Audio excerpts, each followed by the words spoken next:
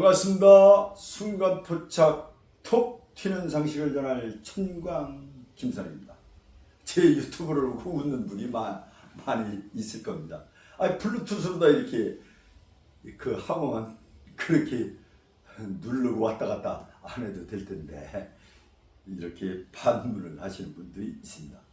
그러나 다 사정과 이유가 있는 것입니다. 그렇죠? 오늘부터는 여러분들을 반의사로 만들어 드리려고 합니다. 왜냐하면 살아가는데 가장 중요한 게 건강이라고 하면서 실제 살다 보면 건강 제대로 챙겨가며 살기는 어렵습니다. 시간이 많이 있을 때는 이것저것 생각하지만요.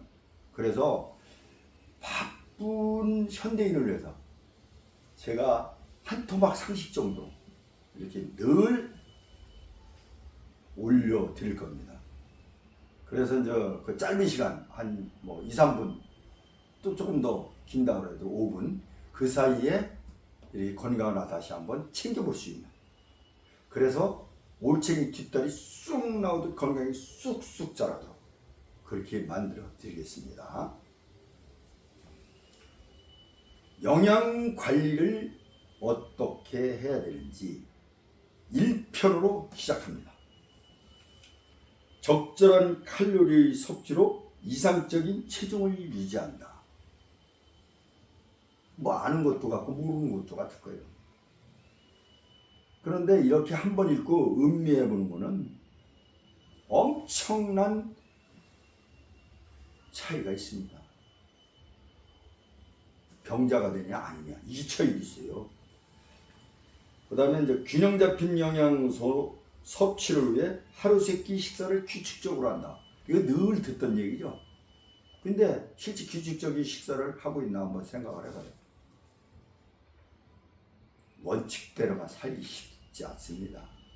그러나 생각을 갖고 움직인다는 건 참 중요하죠. 일일 단백질 필요한 량은 체중 1kg당 1g다. 제가 65kg인데 65g 정도가 필요하다는 얘기죠. 사실 이거 잘 몰랐어요. 모르는 것이 이제 좋은 게 아닙니다. 지금은 자기가 반의사가 돼야 내 건강도 지키고 내 가족도 지키고 이웃도 지킬 수가 있습니다. 그렇죠? 알아야 됩니다. 이제 모든 거를. 그 다음에 이제 동물성 단백질은 체중 1kg당 0.5에서 0.6g만으로 충분하며 일일 단백질 섭취량의 3분의 1 내지 4분의 1은 동물성 단백질로 섭취하는 것이 좋다. 그 얘기는 식물성 섭취를 더 많이 해라 이 얘기죠.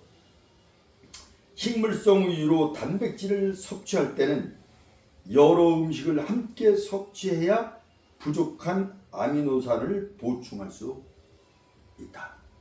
그러니까 골고루 먹어라. 여기에 안 들어있는 건 저기에 들어있고 저기에 들어있는 건 여기 안 들어있고 이러니까 그죠? 골고루 먹어라. 그 다음에 칼슘은 우유로 보충하고 칼슘의 흡수를 돕기 위해 비타민 D를 섭취한다. 요거는 잘 몰랐을 거예요. 비타민 D. 근데 우리가 이렇게 햇빛만 쬐어도 비타민 D가 형성된다고 그러죠. 일화도 있죠. 맨날 골프장에서 골프만 치는 우주 있죠. 세계적 골프 선수. 비타민 D가 너무 많아서 정력이 세가지고 무리를 많이 일으킨다고 그래요. 그렇다고 여러분들 정력 세지려고 비타민 D 잔뜩 먹으면 뭐든지 과유불급이다. 이거 아셔야 됩니다. 또 그렇다고 해서 비타민 D만 찾아가서 잔뜩 드시면 건강해집니다. 그 다음에 고혈압, 심장병 등을 예방하기 위해 염분 섭취를 줄인다. 염분 섭취 이거 말이에요. 우리 염장문화라고 해도 과언이 아니에요. 우리 음식이다. 그냥 소금 덩어리입니다. 늘 생각하세요. 그래서 저는 뭐냐면은 국에 이렇게 소금을 안 넣습니다. 나 나름대로 방식이죠. 밥을 먹으면서 국을 이렇게 먹을 때는 반찬으로다 배신합니다. 소금 성분을요. 그 다음에 물, 섬유소가 풍부한 야채나 과일을 섭취하여 변비를 예방한다. 그렇죠? 육류는 기름을 제거하고 섭취하여 동물성 지방 섭취를 줄인다. 이게 다 아는 내용과 더 별 내용 없는 것 같아요. 이걸 한번 들으면 몸에서 반응합니다. 기작이라는 거 있죠? 나도 모르게 이루어지는 거. 그래서 중요한 겁니다. 듣는 게. 그러면 행해지게 있는 거죠. 무식 중에도. 콩이나 육제품을 매일 섭취한다. 이거는 많이 들은 얘기입니다. 콩이나 유제품을 매일 섭취한다. 콩이나 유제품을 매일 섭취한다. 그 다음에 이제 무기질, 비타민, 항산화 물질을 섭취를 위해서 해조류, 버섯류, 채소, 과일류를 자주 먹는다. 이 얘기는 많이 들었을 거예요. 근데 버섯 요게 이제 독특하죠. 버섯이 원래 이제 동물의 똑같은 진액이라는 게 있어요. 그래서 동물로 분류하려다 보니까 여러 가지로 너무 동물하고 안 맞죠. 그렇다고 이제 식물로 분류하려다 보니까 식물의 광합성도 또 분류하기가 난해하죠. 그러다 보니까 균이라는 걸로 새로운 영역으로 분류된 거예요. 다시 말씀을 드리면은 동물과 식물에서 생산한 데는 귀한 양리작용을 하는 성분이 있다 이 얘기요. 그래서 버섯 먹은 사람은 버섯 먹은 소리 한다고 하기도 하죠. 그 버섯 먹은 소리 하고 하는 사람들, 매일 버섯 먹는 사람은 암이 안 걸린다는 말이 있습니다. 음식은 먹을 만큼 준비하고 만든 지 오래된 음식은 먹지 않는다. 이거 중요합니다. 더군다나 여름 이거 중요하죠. 우리 집사람이 이거 밥을 그냥 매일 그냥 먹을 적마다 한때 이렇게 하면 되는데 이게 여러 때를 해놓는단 말이에요. 이게 전기밥솥에 길어놓고 이렇게 이제 아침 먹고 점심 먹고 저녁 먹고 또 그 이튿날도 먹을 때도 있어요. 아니면 냉동실에 또 집어넣어서 그러다가 어떤 때는 신내가 날 때도 있고 그래요. 여러분 이거 건강해지는 겁니다. 이게 아끼는 게 아니에요. 건강 맞추면 돈이 더 들어가요. 그냥 버려요. 무조건. 에? 뭐 그런 걸 아껴요. 우리가 못 살던 시대에 살아와서 그런지도 모르겠습니다.